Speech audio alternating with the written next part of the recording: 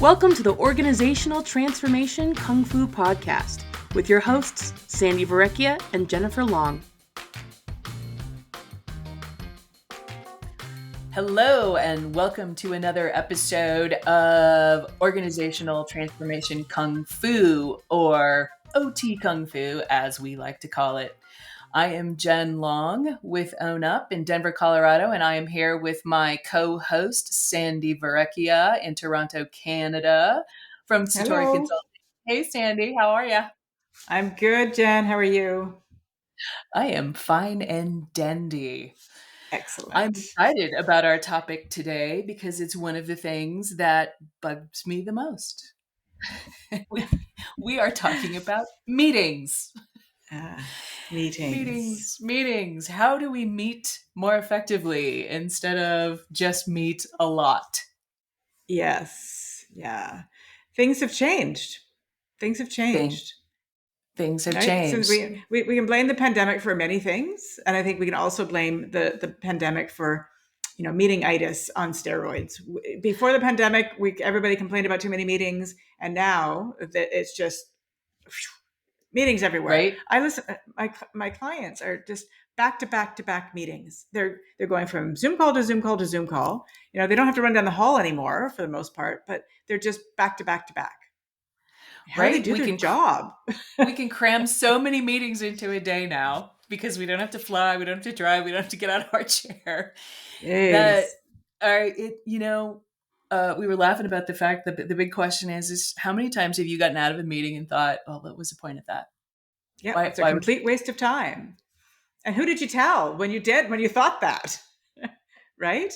And so I think we've all been there many, many times, more times than we can probably count, that we leave a meeting and we're just like, that was just a complete waste of time and I could have had coffee instead. Right. Exactly. And been more productive. Exactly.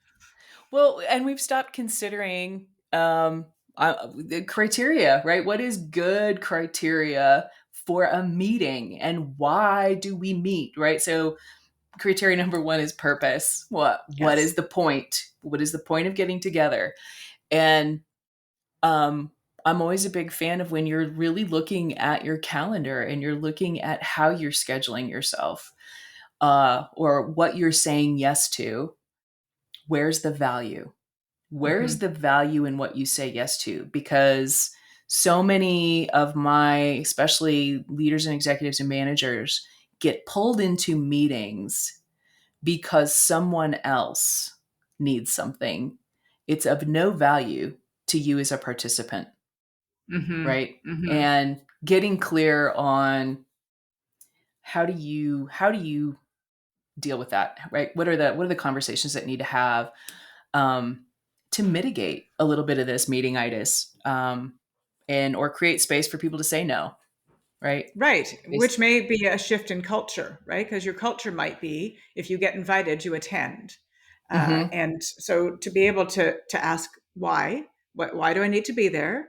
What am I going to learn? What am I going to contribute? Why is my voice important at the table? Are really good, important questions to ask. Time is, it's so finite, right? We're talking about this so many times, that everybody's talking about how busy they are in the workplace. They're just running ragged. And yet we sometimes will fill our time with meetings that we don't even have to be at. So that whole time waster. I think the other piece of that, though, is like, what if I'm not at the table? What if I miss something? FOMO, right? Fear of missing out, right? So I'm not going to ask why I need to be there. I just want to be there. Or it's a sense of importance, right? I have a friend of mine who made the joke about when people say, oh, I'm so busy, or I'm so busy. It's like, why don't you just say what you really mean is I'm so important, right? I'm just so important. I have to be everywhere.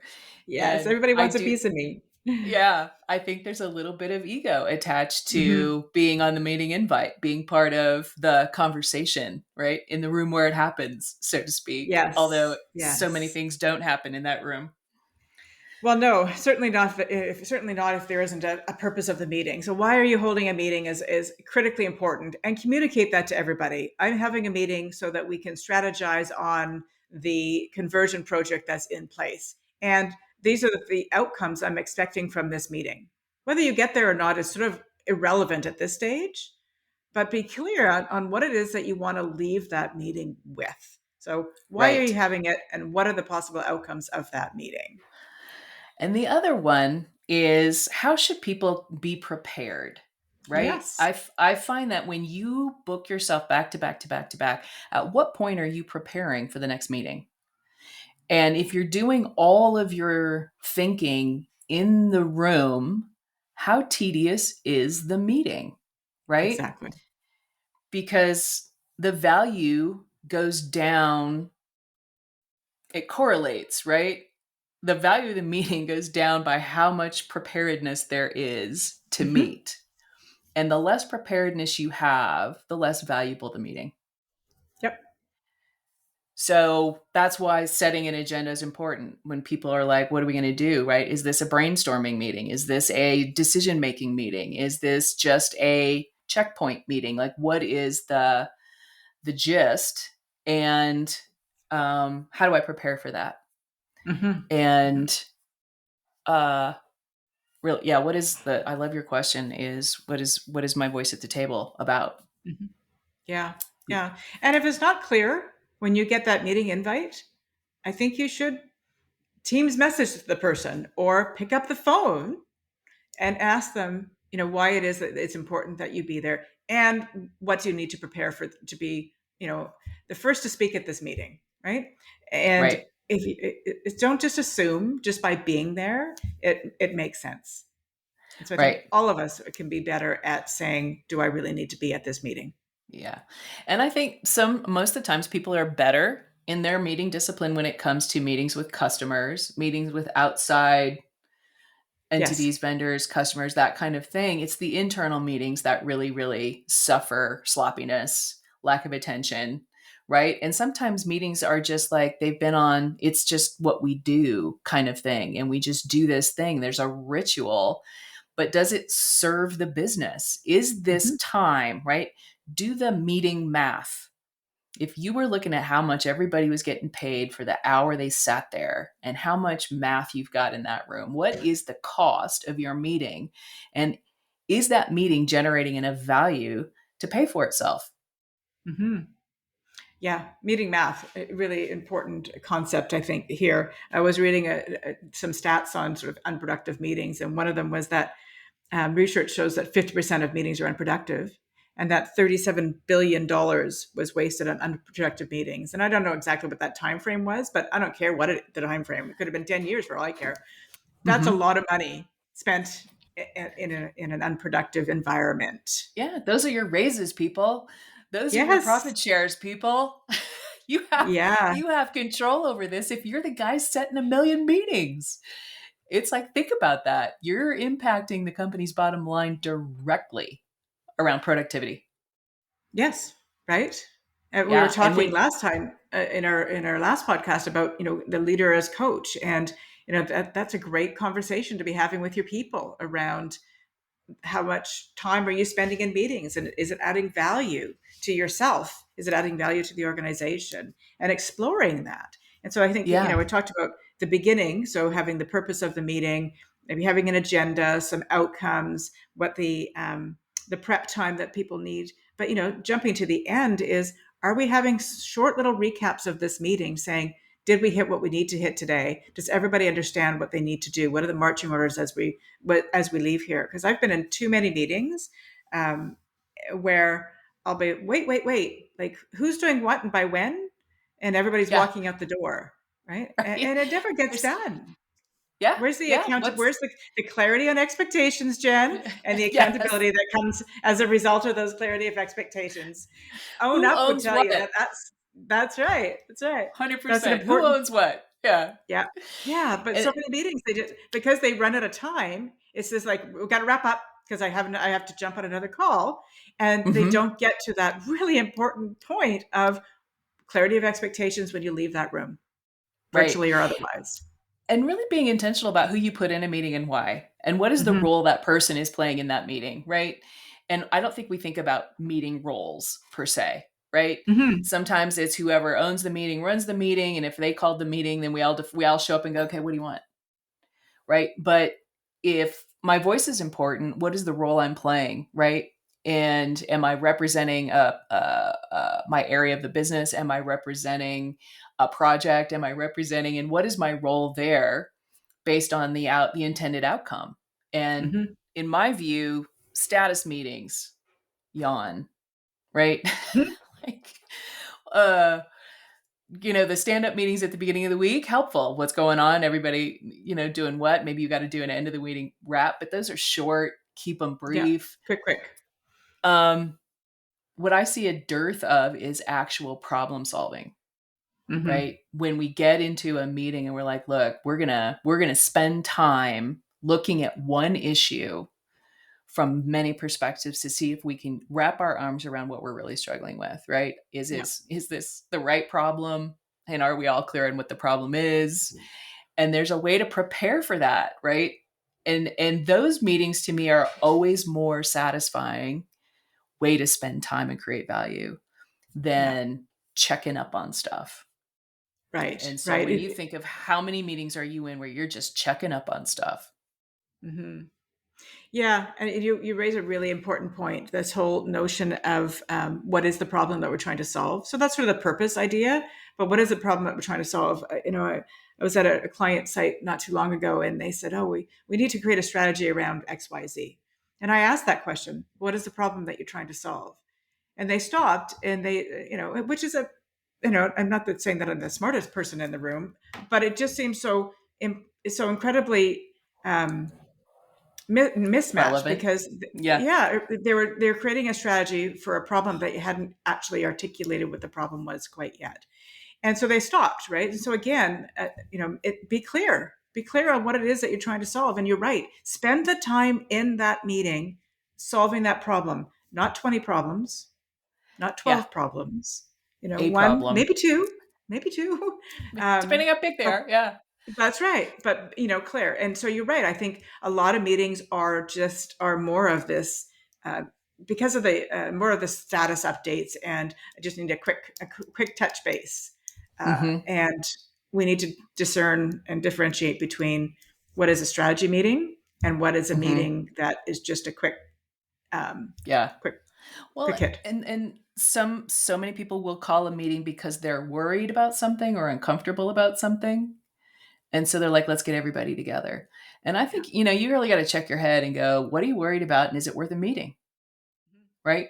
Really pull that back before you start to involve a bunch of people in calming you down because you're uncomfortable about where something is or where things might be. And so think about that before should it be a conversation with one member of your team versus your whole team Right. or Right. whatever?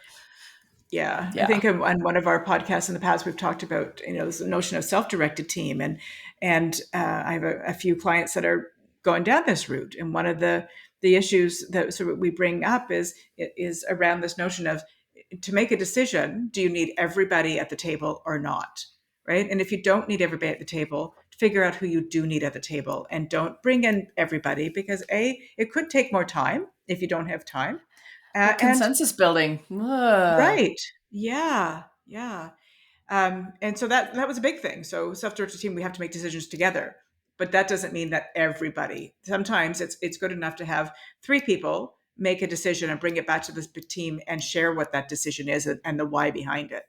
Uh, but that again is a shift, right? A shift from Yeah. everybody needing to be at the table versus just a couple of people Well, that are. it's an exercise in trust too, right? It demonstrates we trust you to make good decisions, right? We trust you that you've got good information. We trust that you've, done the due diligence. And really, you don't need everybody in the company to be in agreement on things. Right? We're doing the Yes. project. Let's commit to the project. Let's trust people who can make decisions, that they'll make the right Yeah. decisions. And if they don't, then we problem solve. Yeah.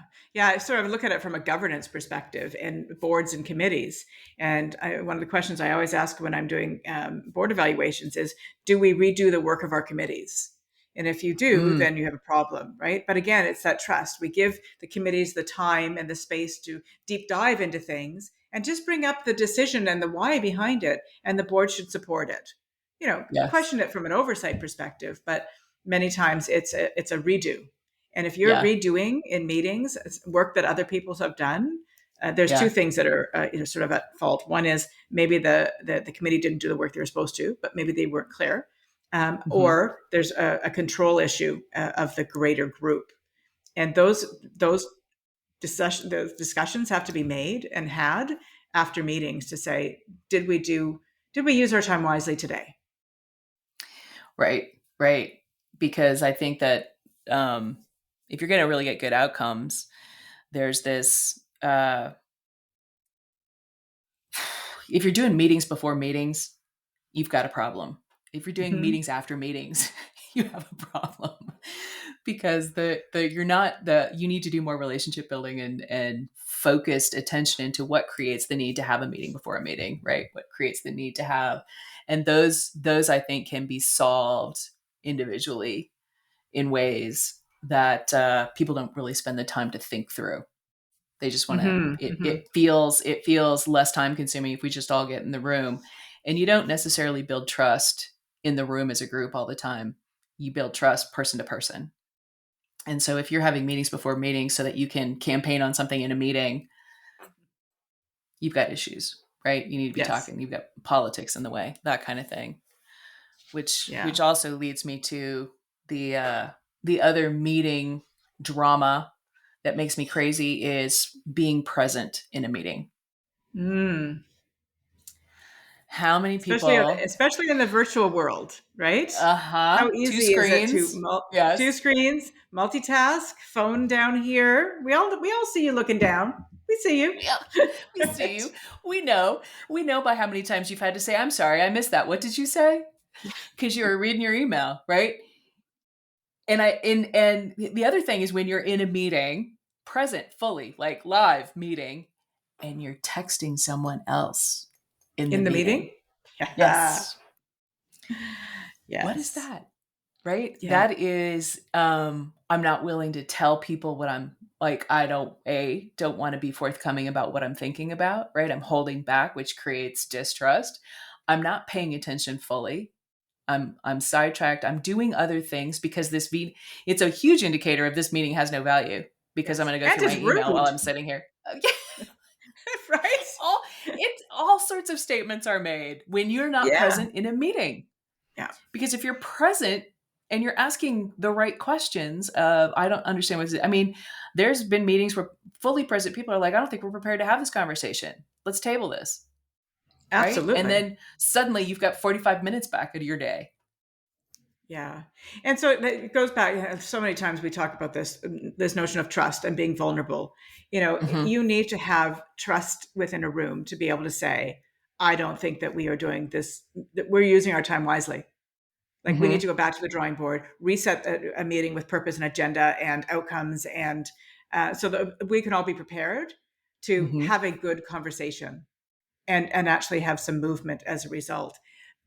But it does take trust. And so is it the easier of the two, just to sit back and text somebody in the call, or to read your email, or to check out? And I think all of us, in corporate Canada and America, in the world, as really have to start to think, if you're checking out of a meeting, why are you in that meeting?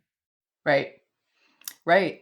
And I think we've gotten lazy about meetings because Mm. technology has said you can have them whenever, however, right? It's just easy to get people on a camera. I can just do it randomly quicker, right? I can see everyone's schedule. I know they're all free, right? I can drive it at a level that I never was able to do before.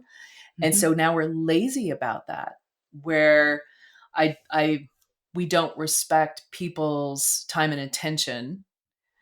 Mm-hmm. Um, in a way that we should, and we need to all be a little bit more precious and discerning about how we spend our time and who we give our time to and in what ways, Mm-hmm. because Mm-hmm. that requiring a little more rigor about what I'm going to say yes to on my schedule, right, Yeah, is important. for sure. For sure.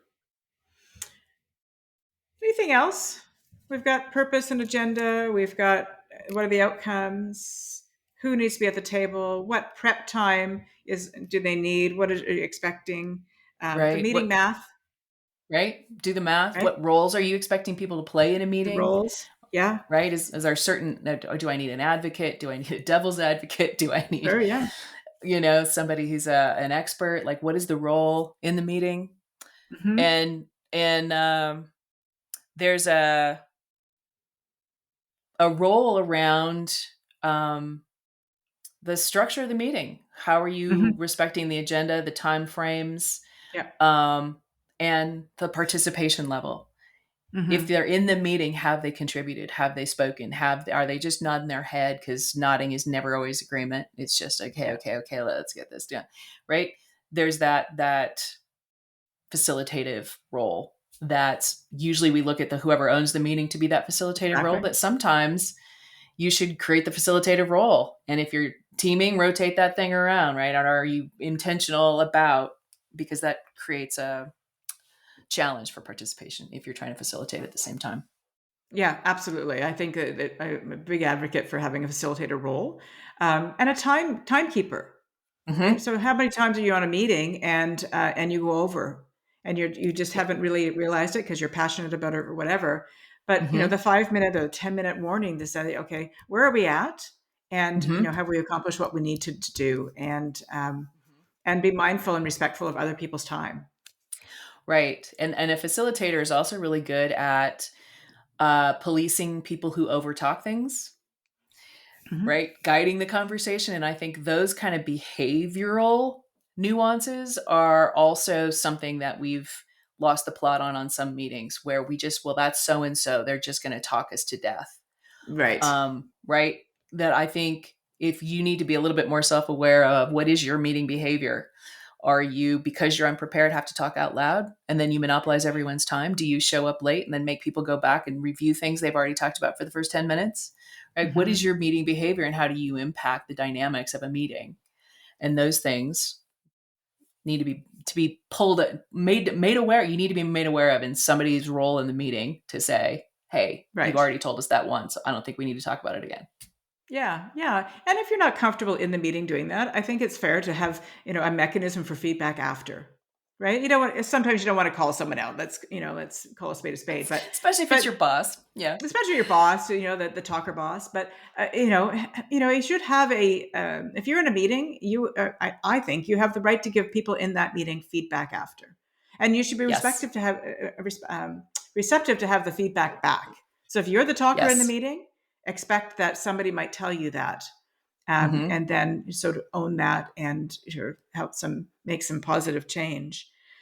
So meeting behavior, maybe if you're a team that meets a lot, even if you're not, if you're a sort of cross-functional team, maybe you're just intact for a short time doing a job. What are your meeting norms?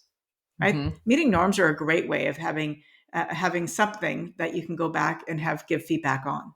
Right? We Right. said we weren't Right. multitask. We said we wouldn't have sidebar conversations. We said we wouldn't, and yet I observed this behavior. Yeah. Right. We Right? said we'd be prepared when we showed up, and half of us are Hmm. showing up cold. Right. We can't make good Yeah, decisions if you're cold. Yeah. Yeah. exactly. And those little after action review kind of conversations are good. Did we get the outcome? Hmm. Did we agree? Did we make decisions? Why can't we get to a decision? What do we need to do differently? Right. So Those are leave all time and acceptable. space. Yeah, Mm-hmm. for at the end of your Mm-hmm. meeting to have those. I think that's critically important because I think when you start recognizing that and having those conversations, your meetings are only going to get better because you are purposeful about why Right. you're meeting and Right. what you want to. A meeting is a process, right? It's like any other business process. And if your business processes are broken, one of the this is one of the biggest processes that I think is broken all the time and people just don't pay any attention to it. Hmm. That meeting discipline is as good a process as any other kind of work process. That if Yes. we're thinking about our process, how do we improve it? Yeah. Yeah. So have some discipline around your meetings. That just that in general, having it top of mind will help the productivity of the meeting and of yourself. Question if you're invited. Do you need to be there? And if so, why? Hmm. And at the end, making sure that you're having some time to leave your meeting with clear expectations and next steps. Don't Yes. leave it dangling. Don't leave little things hanging around. Like everybody needs to walk away knowing what their role is in order to move this strategy forward or whatever it might be. But 100%. And wrap if it you're up. in a And if you're in an ongoing cycle of work with people, if you can set the next meeting's agenda at the end of a meeting so that Yes, you know brilliant. exactly what you're heading into, that's when you know you've got good meeting discipline. Yes. Yes. Yeah. And you're right. So I think we all need that. I think this is sort of a quick hit podcast to remind people of the importance of meeting discipline. And, now in the virtual world, that it's so easy to have meetings on the fly. And we need more discipline around them in order to be more productive in our day jobs, so that we're not just going from screen to screen to screen, from meeting to meeting to meeting, to group to group to group, and really Right. not getting anything done, either at the meetings or in between meetings at your desk. Right? So start your own discipline. Step 1. Step 2, start saying no to meetings that don't add value. See what happens. Just try it. Yes. Yes. And no more lazy meetings. That's right. That's right. Awesome. Well, I hope that was helpful, little bit of tidbit, trying to think through how you can do it different, transform one meeting at a time in your organization. If you've got feedback, have other meeting tips you want to share with folks, we'd love to hear that. Let us know, add comments, share the podcast with your friends and colleagues, and we will see you at the next pod. Excellent. Thanks, Jen. Hey, Sandy, great talking to you. You too. Bye. Bye. Thank you so much for listening. You can check out Sandy's website at satoriconsultinginc.ca. That's SATORI consultinginc.ca, and visit Jen's website at own-up.com. Thanks again, and we'll see you next time.